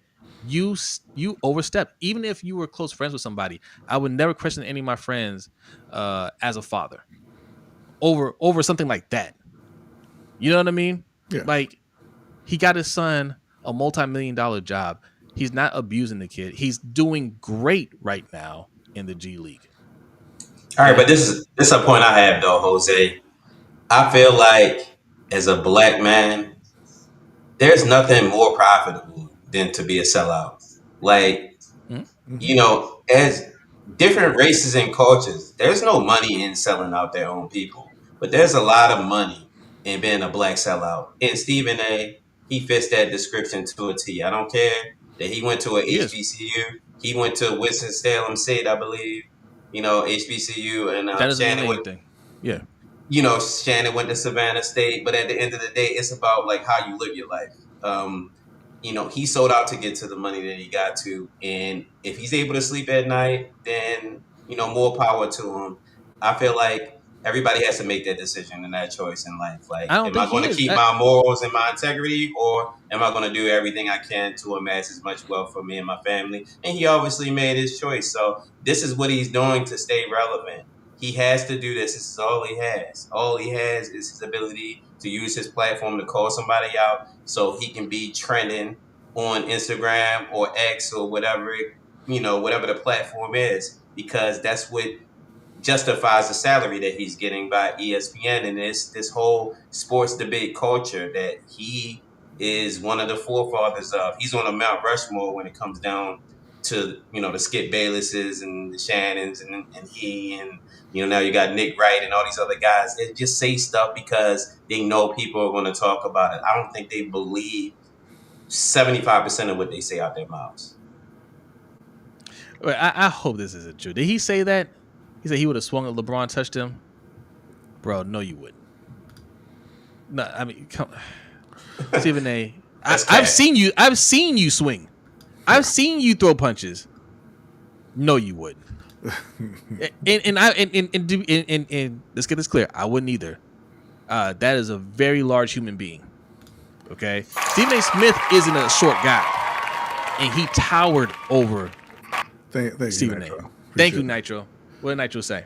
He was saying the same thing that Stephen A. said he would have swung on LeBron if he touched him, and you know it's not true. You know that's not true because you didn't even speak back when he spoke to you. So no, if he touched you, you weren't going to swing on anything. You know what you were going to do? If he touched you, if he pushed you, if he punched you, you were going to sit your ass back down in your seat, and then you're going to go on ESPN and you're going to cry about it for weeks. Man, listen. There's a certain somebody that didn't appreciate some of the things that we said about him. He came on the show and tried to hash a few things out. We said what we said. We didn't really resolve anything. If we ever run into each other in Fells Point and he says, "What's up, man?" You better not be in Fells Point. You better not be in Fells Point. Okay, Fells Point Mafia. Listen. This isn't a tough guy thing. Right? This is just being a grown man. Don't ever get in my face for something like that. Don't ever get in my face.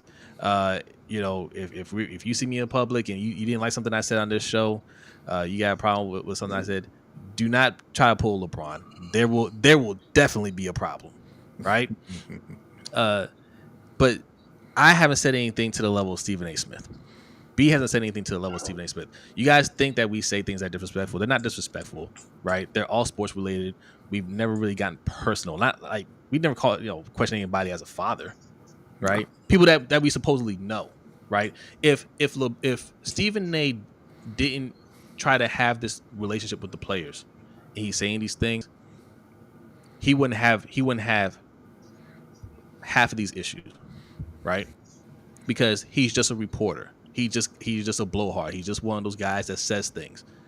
Colin Cowherd says things all the time. I don't think Colin Cowherd has ever had a problem with anybody running up on him. Right. Bomani says things, although he's a lot more respectful, but I don't think Bomani's ever had a problem with anybody running up on him. Dominique Foxworth's never had a problem with anybody running up on him. Rich Eisen's never had a problem with anybody running up on him. It's only Stephen A. Smith. He is only him that finds himself in these situations constantly, right? Because he acts like he's their friends. He gets their numbers. They'll text, they'll talk, they'll hang out. He might even get some of these guys to open up a little bit, and then he uses it against them. So, of course, that's going to be a problem. That's why he has the problems that he has. All right. What's the poll say, B? So this is, again... Hold on. Order. Ferris says #Jose. That is not one of the. Wow, you know what? I will hold you in contempt, sir. That is the option. It is #. hashtag Sassy versus hashtag Jose. If you What? believe that Stephen A. Smith, aka Sassy, is out of line and is a sellout and needs to just calm down and just sit in a chair and talk about sports, you vote hashtag Sassy. If Why you is think my that name in if it? you think that Jose is out of line and hating on Stephen A. Smith for no reason, then hashtag Jose. What? I'm Nobody's sorry. going to type hashtag sassy. They would. You got me in a losing position here. Who's not? What do you mean? Disregard. Okay, this is a That was the same. mistrial. That was the same hashtag we used last time we talked about Stephen A. There you go. Just type hashtag sassy. So There goes my camera. oh no, DJ Amp, the hater, the king of haters, coming for Jose. I know you guys love Stephen A. Smith. I know you guys love Stephen A. Smith. All right. Like, he's been entertaining over the years.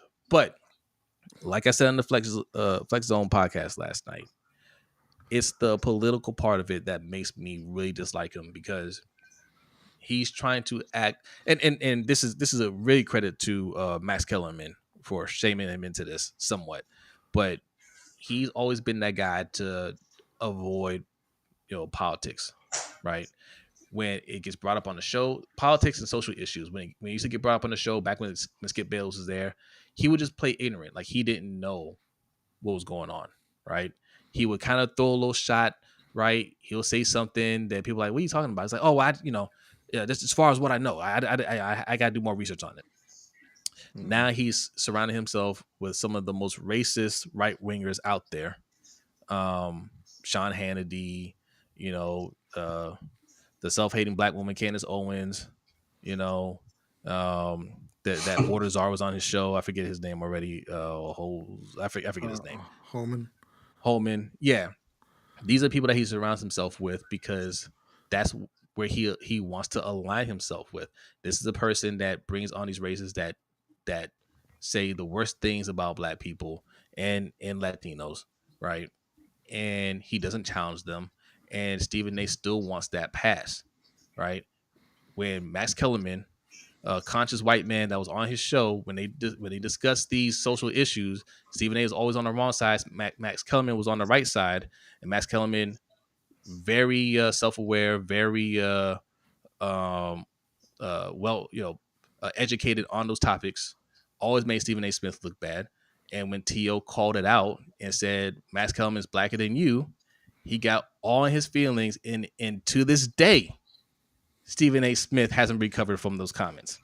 Okay? No. That's why anytime you criticize Stephen A. Smith or somebody calls out Stephen A. Smith and doesn't bring that up at all, he will bring up everything he's done for black people in his industry.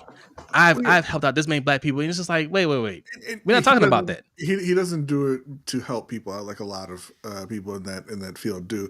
And we saw that when I forget who was on the show with him, but they were talking about the WNBA, and because he disagreed with the two women who were defending the WNBA and telling him he could have been covering it on his show for years if he wanted to, he was like, he immediately went to, I've helped out countless black people in their careers, and I helped you out and all this stuff, and it's just like, man, you're using it, you give out favors so that you can hold it over people's heads. Not because you actually want to help people out, not because you want to see, people who look like you advance in this career and get further in that field. You use it to, like I said, hold it over people's heads and kind of as leverage against people. And it's gross. He's slimy. Yeah. All right, this is like a landslide judgment. All right, Sassy A is once again guilty. After you poison the juror pool there. All right, there you go. Guilty. That's right. Guilty. That's right. Yeah. Take him away. Baby said he's guilty, so That's right. Take him away. All right. So we're making good on time here. We're gonna do submitted questions, and then we're gonna go over to the overtime show. Are you ready? While B's getting that ready, Patreon.com/LBHT Show. That is how you catch the overtime show as little as $5. Okay, you know, if you really want to support, get yourself a LBHT crew coin like this right here. That's just $10 a month. Okay, well worth the price of admission. You get access to the overtime show. You get access to our Discord. Look, it's all kinds of good perks, man. Those two things alone were worth the price of admission. And also, our newsletter is even closer to being released. So go over to lbhtshow.com. Scroll down to the bottom, put your email address in there, and sign up for the newsletter. You're not going to want to miss it. Okay. Also, on that site, you can get some merch like this. All right. Like what B's wearing. lbhtshow.com. Check it out. You can also access the videos from that website as well. All right. So go to lbhtshow.com and bookmark it. All right. Share that with your friends as well. All right. Are you ready, B? I'm ready. All right. Submitted questions. Let's go.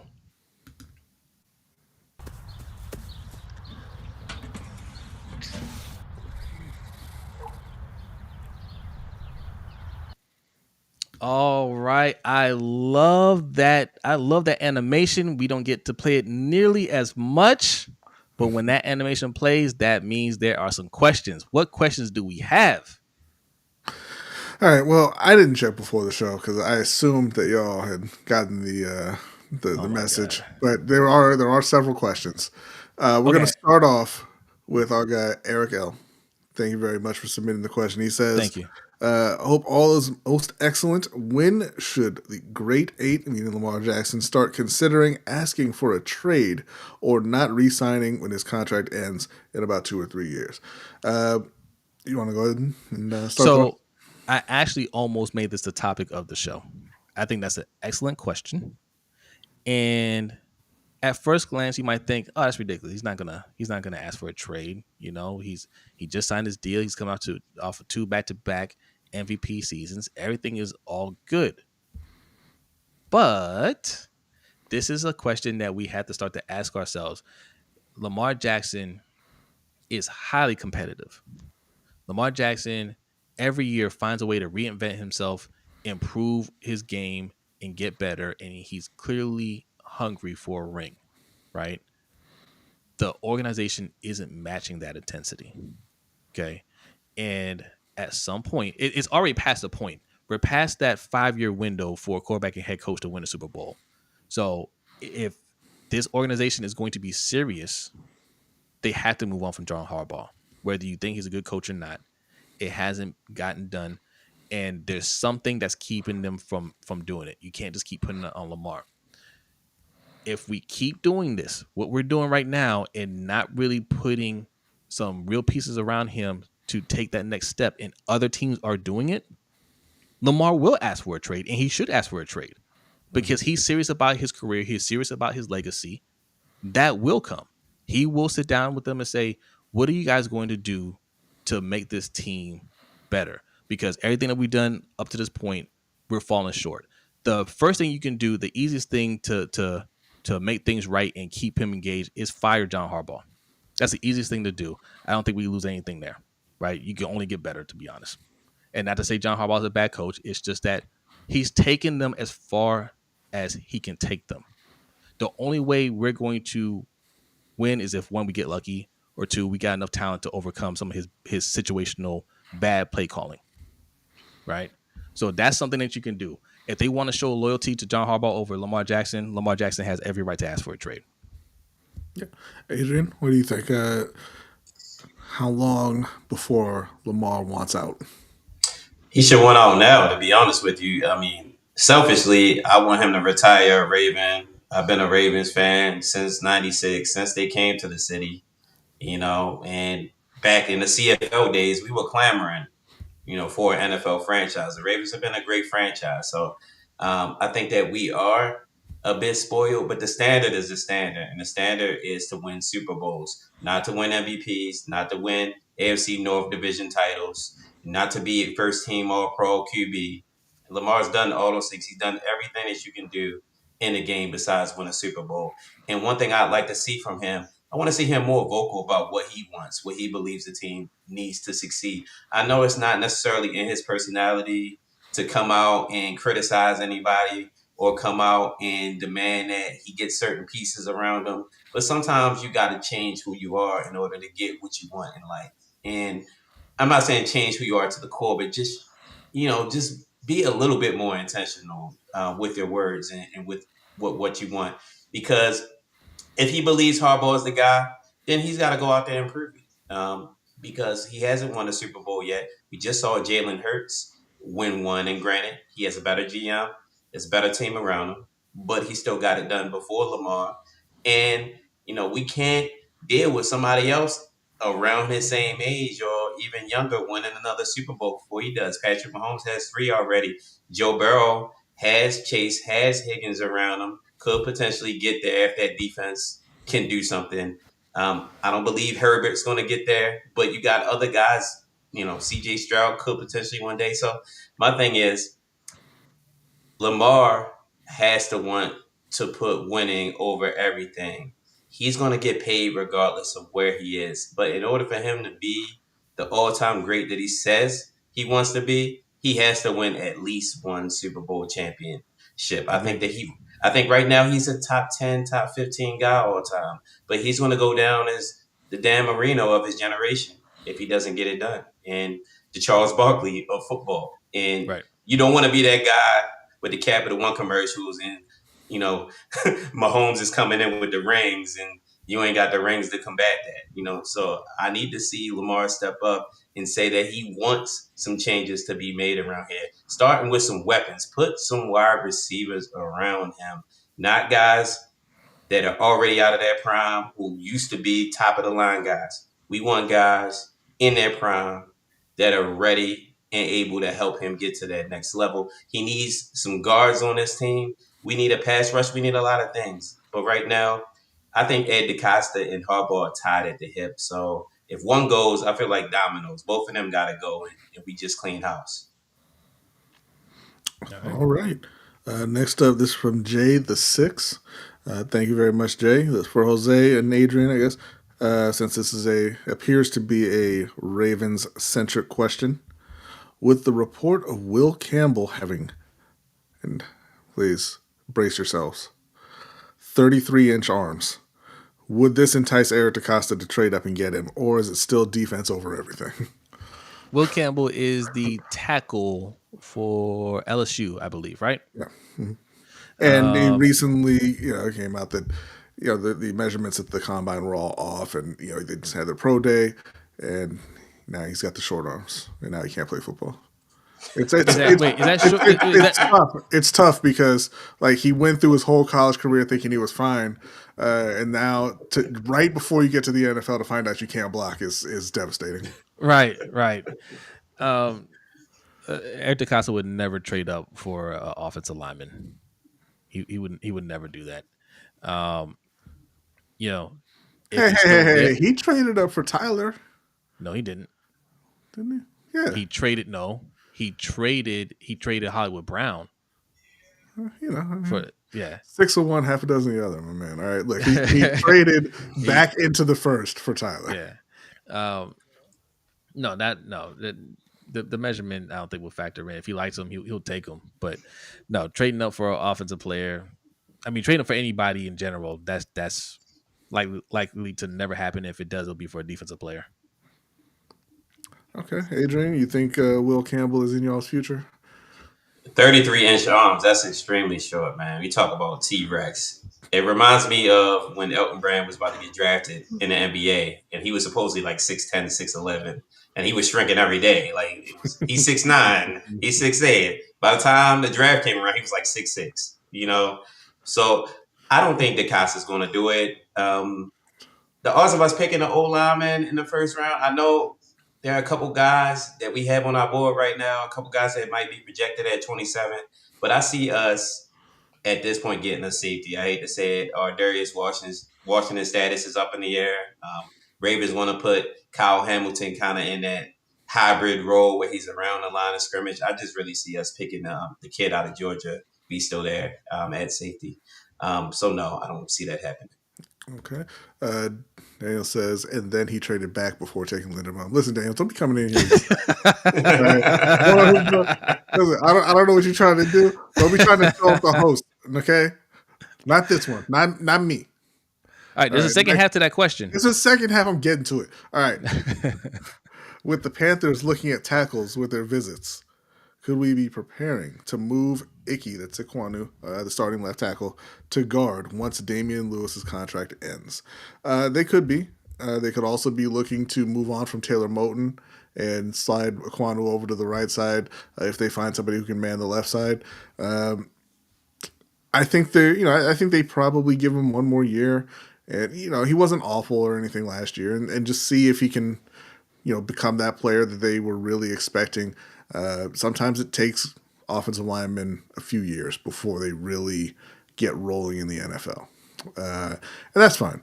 I think that unless they're willing to do it in the first round, like trade back and take a guy, you're not going to get the player that you're looking for year one. So, like I said, I think Ikwanu has that job regardless going into 2025. But yeah, they could absolutely be thinking that they're going to have to look at moving on from Moton. He's getting a little older. He's making a lot of money.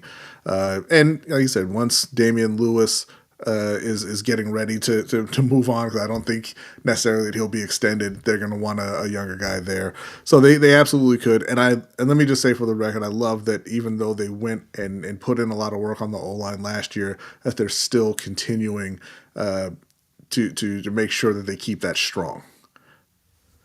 Now, the last question we have is from Julian. Thank you very much, Julian. I don't think that we saw him in here, but appreciate you sending in the question. He says, which 2 or 3 Ravens and Panthers players are you looking to have a breakout season in 2025? Well, I'm going to go and I'm going to say... You said 3? 2 to 3. Just who do you think? Who are you looking for to have a breakout season for the Ravens and for me for the Panthers? I'm going to say one, and this is 100% out of necessity. Xavier Legette. You have to catch the ball. There's no getting around that. There's no alternative. You have to catch the ball or you're just not going to be a Panther, right? Like, they drafted him in the first round. They traded up into the first round to get him. They took him over better receivers based off of their rookie seasons. And, I mean, he just has to get it turned around. Everybody loves his personality. He seems like a great kid, a hard worker, and everybody is rooting for him to succeed. He's just got to get over the drops because quite frankly, cost the Panthers a couple games at the least last season. So number 1 is going to be Xavier Legette. 2, we just mentioned I'm going to be looking for Ikwanu to take the next step and prove that he is the left tackle that they drafted him to be. That one, I feel pretty decent about it. I think he's got the talent, and even if he doesn't stick at left tackle like Jay said, I think he has a place as a starter on the O-line long term. Defensively, I'm JC Horn, man. Like, you got to show up. You got to play like you deserve $24 million a year because you haven't done it yet. You got to stay healthy and you got to take your game to the next level. All right. No more touchdowns to Quentin Johnston. That's it. 17 games, no touchdowns to Quentin Johnston. Okay. Who you got for the Ravens, Adrian? Nate Wiggins, first round draft pick last year, was solid, not spectacular at all his rookie season. We need him to show that he's at least a number 2 corner in the league. It would be great if he proves to be a number 1 because we drafted him in the first round and that's what you expect. But at the very least, he's got to be a number 2. The second guy might come as a little bit of a surprise. I'm going to go with Ben Cleveland. He was re-signed this offseason.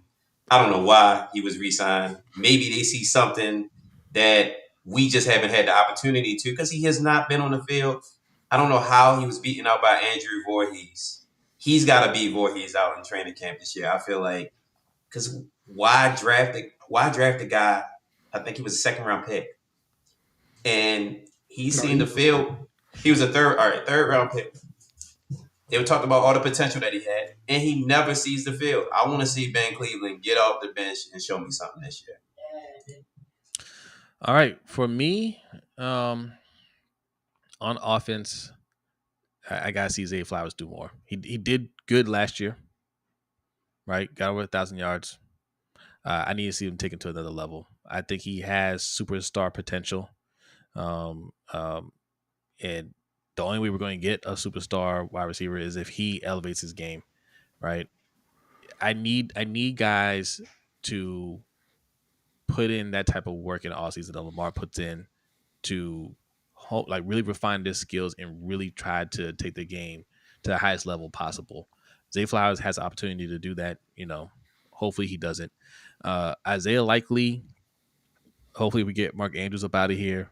We'll get more opportunities out there, and he can really shine. I think he's the best tight end on the team, right?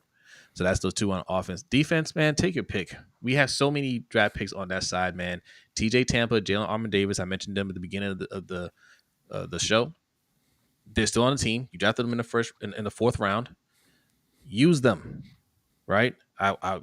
We can't keep talking about these late round picks and how it's good that EDC is making all these picks, but we're not using them. Adisa Isaac, we got him in the third round. David Ojabo, we got in the second round. We still got Owe, we got in the first round. These are guys that need to step up. If we're going to say EDC is a top 10 GM, he should keep this job. All these draft picks that he's been hoarding, right? These comp picks that we have to have, so we can't go out and sign free agents.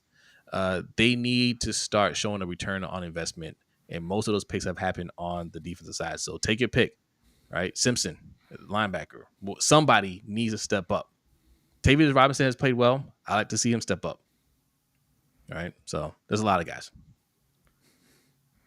Adrian, we got another question specifically for you. Why do you look like a New Japan Pro Wrestling manager? Was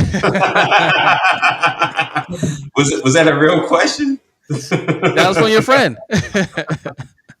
Shout out to Show holding it down over on Twitch, man. What's up, Show? So I thought this was a West Coast shirt right here. Like you're not feeling the vibe right now. I'm CJ. There you go. All right. That's it. I've got one thing here for Daniel. He says Ajabo has been with Dr. Rush for 2 years and hasn't shown anything. Maybe time to move on. I would look at that and say maybe time to stop calling him Dr. Rush, because y'all don't want Owe back either, and y'all tell us that Tavius Robinson and Adisa Isaac can't play either. So maybe it's time to stop calling him Dr. Rush. I think he has done a good job with these guys. I just think we're not drafting guys nearly as talented as we act like they are, right? And this is why we keep saying you have to make real moves to get these type of difference makers in the draft. If we get guys that are lower in the draft and they turn out to be like Matt Judon, we just got lucky. That wasn't like a smart move or a savvy move by this team. We just got lucky. If you want those difference makers, you have to either go and sign them in free agency, you got to trade for them, or you have to move up in the draft. Where we're picking at 27, we can't expect a superstar player, right? We have to be able to package those picks and move up and really go and get somebody that has that potential. If we stay at 27 and get somebody like that, we just got lucky. That's it. I am disgusted with us. It is very close to 2 hours. We did not hit our goal at all. Yeah, I know he got the name before he came to Baltimore, but you still gotta prove it, right? It's the same thing with the receiver. Oh, he got 10 sacks. You can't take that away from him, man. Like he got 10 sacks, and that's fine. It was the most underwhelming 10 sacks you'd ever seen, and that's why there's not a Dr. single Rush Ravens doesn't mean he's fan. going to turn guys into great players, but he shows them how to get to the quarterback. No, but again, my entire point is, if you're not taking guys to the next level, then why are you Dr. Rush? You don't go to a doctor with a broken leg and then leave with a broken leg, and he's like, I don't fix legs. I think if he's getting guys to perform, he's doing his job. He's a position coach. But they aren't performing. Owe is performing. Now, Owe showed flashes before Dr. Rush even got there. So again, I'm not giving him credit for that. But Ajabo's not doing anything. Ajabo's not doing anything. Tavius Robinson is just, he's okay. Adisa Isaac hadn't played a whole lot. But my point is, all Ravens fans tell me, hey, we need edge rushers because Yes. Oweh's going to be gone. Van Noy's going to be gone. Okay, so, I mean, Van Noy obviously is old. Why aren't you re-signing Oweh if he's got talent and you've got the pass rush guru? And, okay, fine, you say Oweh's just not good enough. If you've got the pass rush guru, why are Adisa Isaac, David Ojabo, Tavius Robinson not good enough? I think that speaks more to the general manager. Why is Justin Van Noy also had a enough? career year here. Yeah, right? no, and that's great. But what I'm saying, why is Justin Madubuike also not good enough as a pass rusher? Why is Travis Jones not good enough as a pass rusher? Like the pass rush in Baltimore has been a problem. Well, for interior linemen, that's going to be up and down, right? In terms of like getting to the quarterback, right? Unless you're Aaron Donald, or Chris Jones, and nobody has those two. So that's just what it is. And there's other guys. It's like you said, they're not good enough, right? And no, but that goes to my point. That's what I'm saying. If the answer is, man, you just have to draft really talented guys, then don't tell me your name is Dr. Rush. Because what do? You say, okay, you give me a mediocre guy and I'll make him mediocre plus. No, he's making them productive. I don't agree. I think there's taking a mediocre guy and making him productive, but he's just never going to be great. He can't. He's not a miracle worker, but if he can get production out of him, I think he's doing the job. But there's a lot of guys that can do that. DJ Wonnum's not a great pass rusher either, but he's been productive because of the scheme that he's been put in the position he's been put in. I don't think he's not Oweh. He's not Oweh productive. He had, I don't remember how many he had this because he missed a lot of games, but the year before he came to Carolina, he had 8 sacks. Well, I don't think our pass rush has been poor as a whole. It's just we don't have that dominant guy. We don't have that Max Crosby, Myles Garrett, Micah Parsons type guy. But our sack numbers have typically been top 10 over the last 4 or 5 years. Kind of had like a committee approach, picking up that old guy at the end of free agency every year that we always seem to get. It looks like maybe Zadarius Smith might be the guy we bring in this year. It was Justin Houston in the past. It was Kyle Van Noy.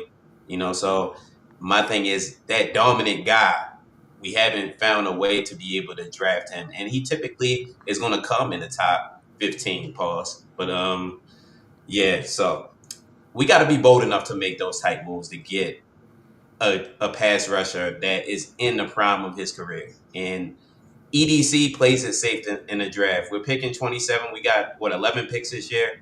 Probably going to pick right where we're slotted at right now. I don't really see us making any big trades. I would love to be surprised and eat my words, though. All right. See, this right here, this is your fault, B.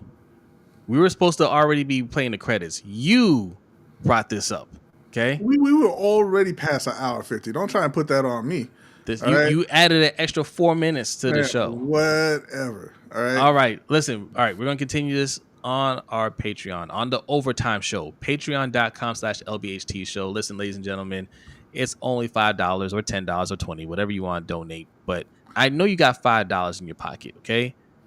Don't buy any more Girl Scout cookies. Don't buy any more of those. Save yourself, okay? Save yourself some money and save your lives. And we'll discuss that in the Overtime Show coming up. Put that money towards a Patreon. Patreon.com/LBHT Show. Adrian has a new YouTube channel off the ground. What is the name of your YouTube channel, Adrian? It's Press Start 410 or shortened P Start 410. I got some episodes coming out this week. I've shot a few things, just haven't had the time to edit, but this weekend I'll have new episodes. Subscribe to me. I'm on the road to 100. I'm 75% of the way. For those of you who can't do math, that means I have 75 subscribers right now. So I need 25 more to get to that century mark. Please help your boy out. All right, let's go. Go hit that subscribe button. Appreciate everybody in the chat. B, looks like you're ready. Are you ready? Yep. All right. Patreon members, get ready. The Overtime Show starts in a couple of minutes. Everybody else, have a great night. Thank you so much for hanging out with us. We will see you next time. Peace.